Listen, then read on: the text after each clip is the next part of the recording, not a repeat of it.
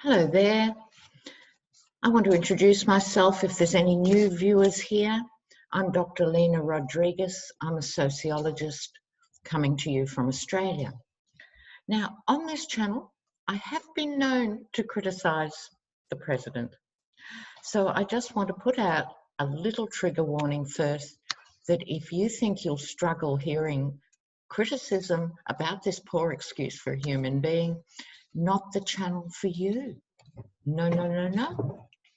So moving along, welcome intrepid viewers. So much going on. And I would just say, as part of my introduction, this is an entertainment channel, which means I have some protection and license, presumably, to speak freely. I want to talk about Larry Kudlow. What? You know, here is an economic advisor to the White House, and he went on probably Fox state propaganda channel, and he was waffling on about how people didn't want to work before, but they do want to work now. They've worked out working is cool.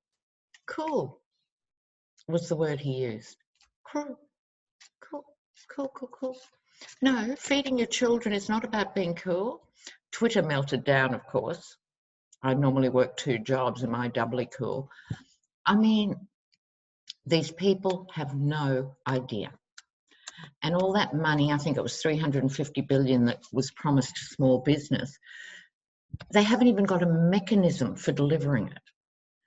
You know, the small business associations are saying that there's no guidelines, there's nowhere to actually apply, and there's nowhere from the other end for the money to be distributed. They just talk. They just talk and say anything that falls out of their faces while they're in front of the camera. They're worse than me. Now, things to look at today. I'm going to start off with California and have a look at Governor Newsom. Then we'll move to Texas, and there's other things on the agenda. And I'm also a bit intrigued by the Kennedy mother and child drowning. So I'll have a little look at that. But we're going to start off right now. California generally as a state, and then Governor Newsom. Okay. So what's happening for the mighty state of California? California,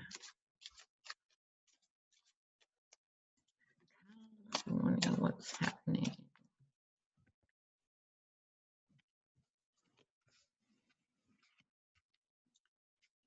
The cards are upside down, it would appear, unless the Empress is reversed. So, yeah, facing down.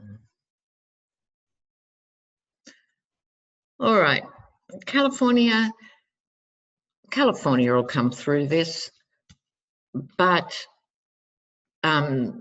like everywhere, at a tremendous price. You know, these are not easy times. We are being challenged, all of us. Please remember this is a global phenomenon. You know, everyone, everywhere is suffering, you know. Now, this, I think, the Empress on top of this reading is saying to me, this is California at its best. The generosity of the Californian spirit, of being inclusive for all sorts of people, and a huge economy. A huge economy. So there's the abundance and the lushness of the Empress before all this happened. So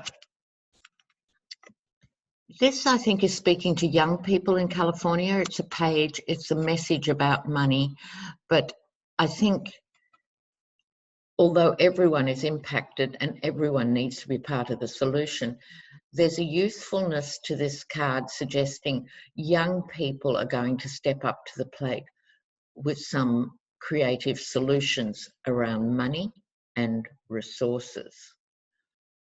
Right here. Now, for the dark cards, the devil. So the devil is not about this sort of person who is an evil person per se. We have enough of those in other places. No, this is the devil in the sense of the impact of the virus on the economy, the impact of the virus on people's lives, all the difficult, struggling things we have to face in this time. But there's pentacles going on in this reading, which is about money. So I think this is about being chained to the conventional ideas of what made a good economy and so forth. It could also speak to homelessness. Cali has a huge rate of homelessness, not because it's a Democrat state, but because if you're homeless in Minnesota or Fargo or somewhere, if you could get on a Greyhound bus, you know, you'd get to a warmer climate to be homeless. So I know this from the 70s, a lot of people would come from other states to California, right? So I think it's dealing with all its existing issues as well as the challenge of the virus. No way to dress it up. This is heartbreak and heartache. It is a 3 too. So there could be, I've maintained for some time, and you don't have to be a psychic to work this out, there's bound to be at least 2 waves of the virus and possibly 3. I digress, viewers. Inevitably, the staying home stuff is going to be lifted. It'll be lifted quickly in some places, which would be folly, but it will be, and more gradually in others. So inevitably, when the pressure's on over summer to reopen the economy and get everyone back there, there'll be a 2nd wave and possibly a 3rd wave. So I think that's what it's speaking to. The juggling. This is all about the economy of California. It's going to have to do a juggle because it has to come back to life as a huge economy without staying chained to the devil, has to break those chains. And if you look closely at the image, the neck chains can be removed. So it's like lateral is the word I keep thinking of. Out of the box solutions are going to move the economy forward. So it's things like, for most people, they think of spending on welfare and on healthcare. They all see it as an outward expense. We'd like to do that, but we can't afford it. Well, as a sociologist, I have to consume a lot of data and make sense of it. And we already know from cases in the US where incarceration of people actually costs more than housing programs and diversionary programs and mental health programs and what's called restorative justice. If you invest that same amount of money or less, you get a better result. If you go for the punishment option, you're just laying out the money and not getting the result, right? And it's the same with the SNAP program for kids or for nutrition and food. For every billion spent on SNAP, it returned 1.5 billion in terms of jobs and money for farmers. So we've got to think differently. With healthcare, 22 studies were done on universal healthcare in the American context, and they all came back saying it would cost less to provide universal healthcare than administer your current system, where all the money goes up and people have to work with 1,000 different providers and stuff. Craziness. It actually costs less to do universal healthcare. So these are some of the counterintuitive things, because if you look at these issues, you think, oh, but isn't that a lot of money to lay out? These things can actually save money. And I think California is going to be in the vanguard for coming up with some of these more creative solutions. Then, 10 of Pentacles, intergenerational wealth. That's another reason why I had that quite lengthy digression, that money can circulate differently. As it is now, if you're born to money, you're more likely to make money, you're more likely to marry money. The money keeps going, but only for a small percentage of people. If we have a fairer redistribution of wealth, it also multiplies and creates more money. So I think this is quite a sort of highbrow reading, if you like. It's looking at the bigger picture than just surviving the next 3 months and how they'll do it. And I think California is going to lead the way. So let me put those cards back, and we're going to have a look at Governor Newsom. I haven't got any idea about him, so I'll be reading cold, and we'll just see what might be revealed. So you've got to admire the governors by and large, haven't you, for stepping up. Some are doing a better job than others.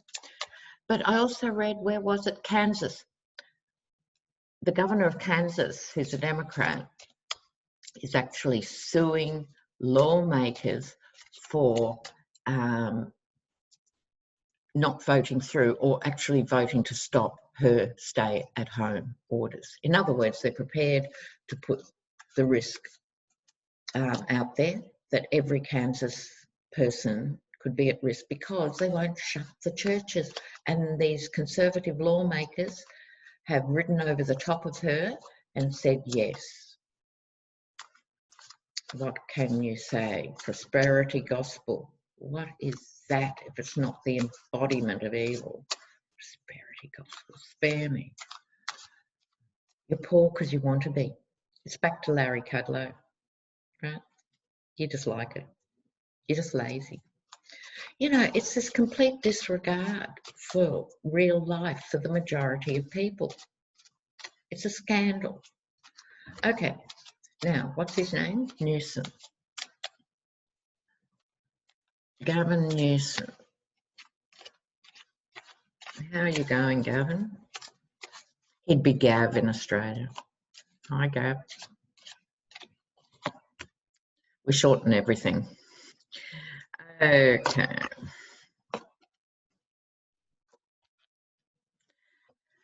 Look, he gets a couple of powerful money cards too, because like any governor, your state is contracting at a time when you're having to put more money out. And this is the transfer of money, right? Money changing hands. So I hope he's watching. Gavin, did you see my last rave on actually better social programs translate into more economic outcomes? But be this as it may, he's going to try and protect the most marginalised as best he can. But this, to me, this card is the symbol of trickle-down economics. People who are already marginalised, people of colour, those with disabilities, returned veterans, all of those will not be getting quite the support they need. That's not his fault as an individual. And I think he cares on some basic level about people, but this is definitely money changing hands. It's also federal to state money changing hands. It's all of that dynamic. He's prepared to put in the work. This is the workhorse. And it's, speaking of pentacles, but I think this time it's particularly important. Another digression, viewers. It's not just about the money. Pentacles is also about other resources.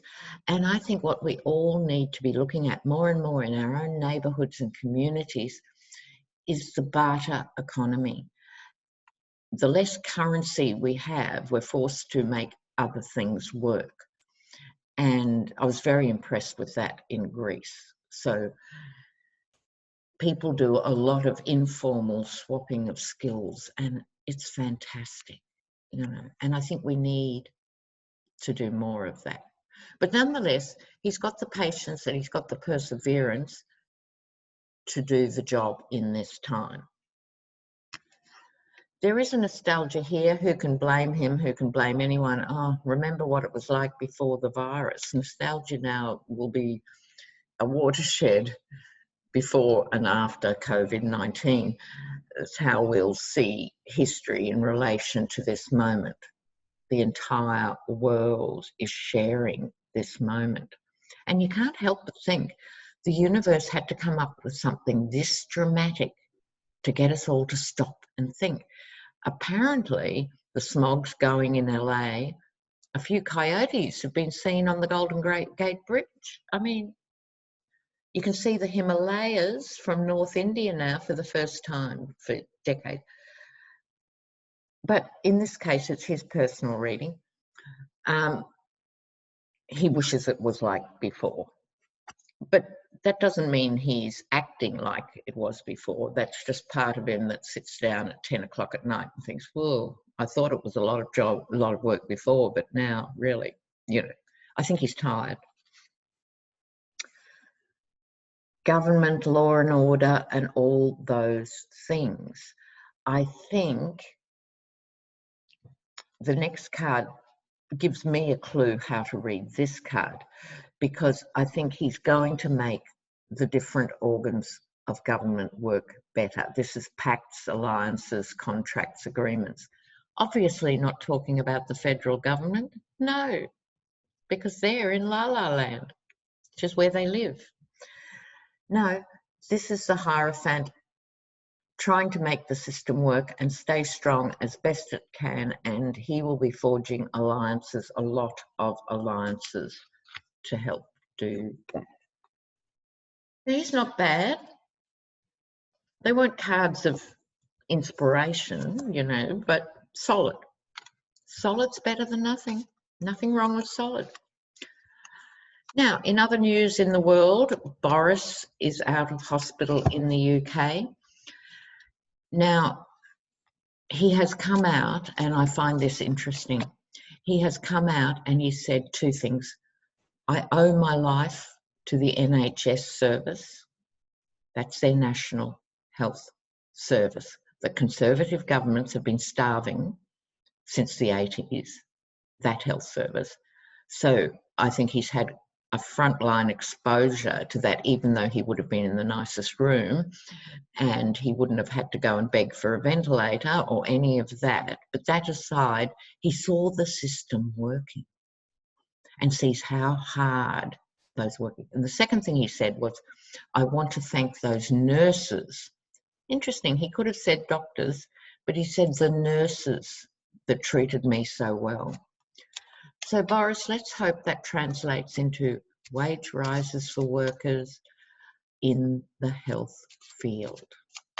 Let's see it on the ground. Let's see you pouring some money into the poor, neglected health service, which, like the Australian system, I'm sure the Canadian and all the others, they do a magnificent job, but every Conservative government that comes in cuts their funding. So let's hope Boris has had an epiphany while in intensive care and becomes a better person, and I think he will. Okay, I'm going to move to Texas. Texas.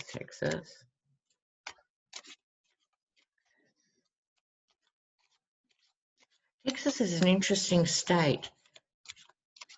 It fluctuates. It's a purple state in the sense that it's a red state with these pockets of blue around, I guess, the more metropolitan centres, the fact that people are more used to, particularly on the southern border, which is why the wall was always a stupid idea. A lot of the economy flows in and across the border, legally and illegally, but legally. Lots of it is legal stuff. Duh. So let's have a look at Texas.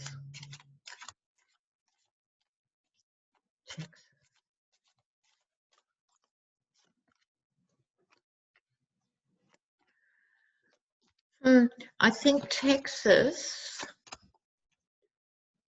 is going to have a new leader. We'll get to that. Texas is holding on to money. It's not being as generous. I'm saying this from the cards, please correct me if I'm wrong, anyone watching from Texas, but Texas isn't throwing the money around to help this situation. They're hoarding money. They're being a bit mean at government level, at the state government level. They're being very conservative. That's going to change, though, whether they like it or not, because the Chariot is movement after adversity. So I think they're in a bit of a panic economically, because they've also got the problem with the Trump voters who went for the new oil, the oil digs and all those associated industries with filthy oil, killing the Gulf of Mexico and everything else, but providing short-term jobs for workers. They're in a bit of a gulp moment. Oh my God. So they're going to feel it in very specific ways, but they're going to be forced to loosen up and move forward. And just like Newsom, have to forge new pacts and alliances, because at this time, no one can depend on the federal government. And that scabrous Senate, this Senate should go down in history as, you know, like the Roman senators at the time of the fall of Rome. They are so out of touch. So they're going to make new alliances. At the same time, there's a limit to that, because you're going to have this conservative voice not... I think this is speaking to small business in a way. I do. I just heard small business. Their hands are going to be tied. And we forget, we think of these big employers like Amazon and stuff who treat their workers so badly, but the majority of jobs actually come from small businesses. And most of those businesses, or a good percentage of them, come from first and second generation migrants who work 24/7 and then employ other people. Don't start me. Okay, but this is a very constricted group of the constituency, and I think it is small business. But the news gets better for Texas. Don't know when, probably we're talking next year here. Suddenly, people are going to wake up a bit, but also with the Lover's card, actually listen in a way. I think because Texas has such a huge... all states have their own identity, I know this, but the Lone Star State does have this particular mindset, and I think different people within Texas are going to see themselves and hear each other in a way they haven't for generations, if at all. I really think that's what this Lover's card is about. This is an interesting profile for Texas. And then the new leader. So will Beto go for it again, or he can still be around and someone else comes in 2021? But there is a new leader coming. I love that new slogan. When these people behave so badly, just say, remember come November. Now, okay, let's look at when things are likely to open up. We'll just see here what's going to happen. When will things open up? We can't say get back to normal, because they won't. I'm looking at the whole of the US now.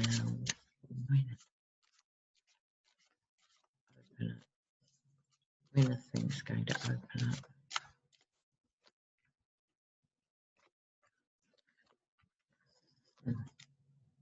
up?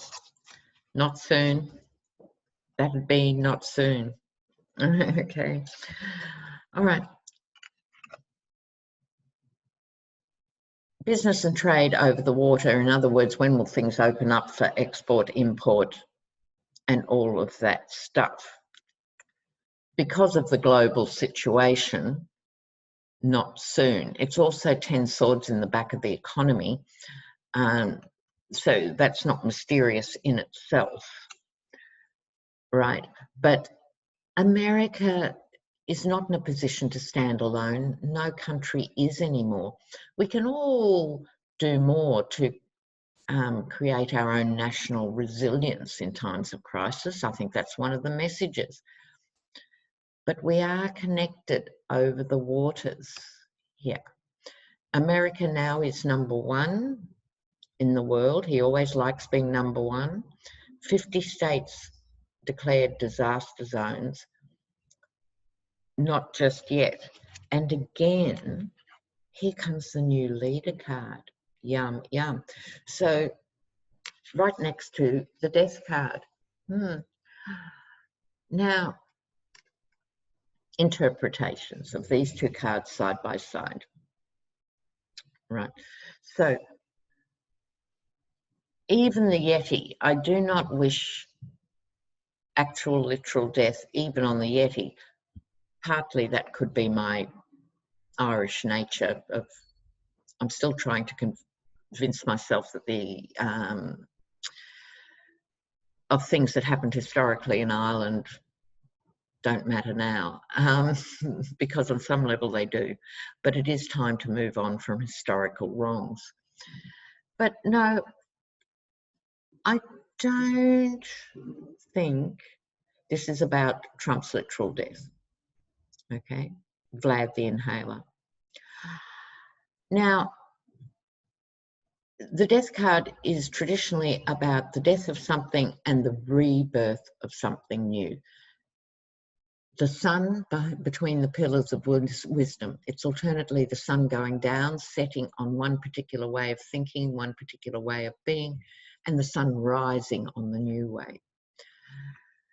So America's not going to fully recover and even fully open up until there's a new leader. Now, before we get too excited about that, it could simply be a new person in Trump's ear who isn't an ineffectual, incompetent, self-serving nutcase. That would be an improvement. And don't ask me to even read on the new press secretary. Why would you bother? You know, she'll only be there 5 minutes because you can only take so much for so long. So I'm not going to read on her. So it could be the new leader next year, or it could be someone in the national landscape takes over from him and manages to convince people. This is a more likely scenario the more I think about it.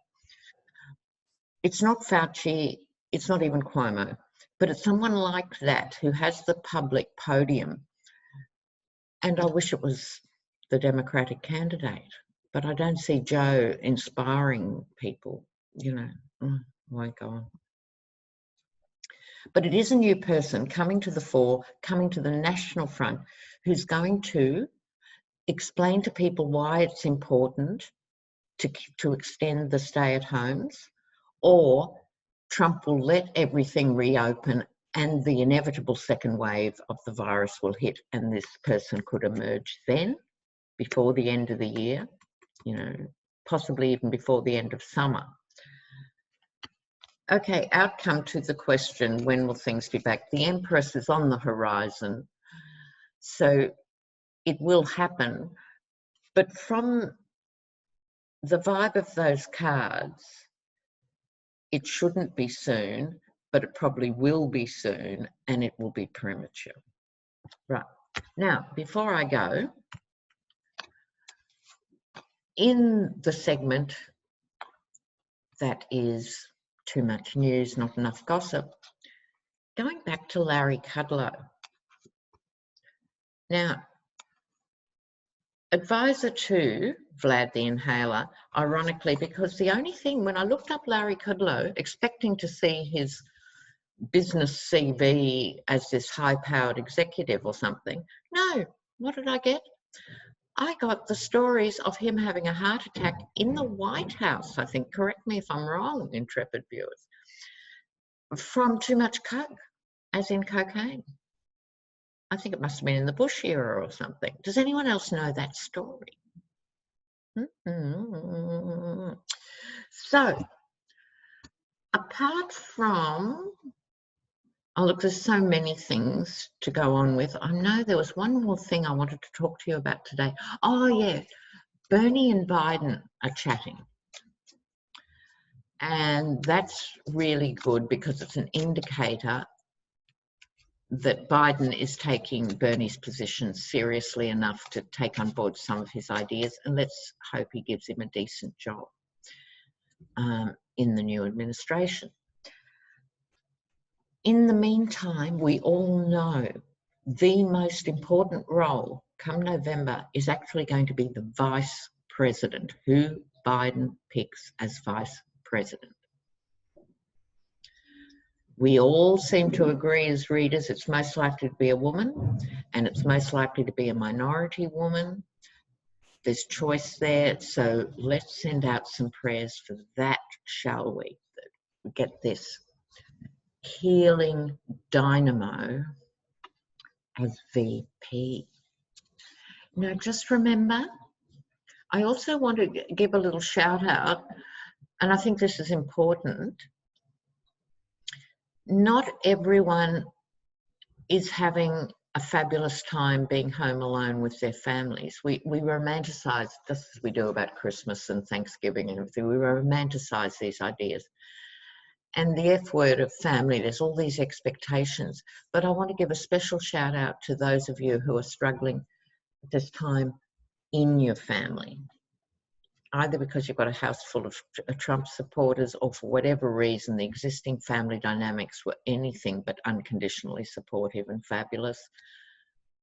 My heart is with you, and you've got an online family here. Okay, big love from Australia. Take care. Bye.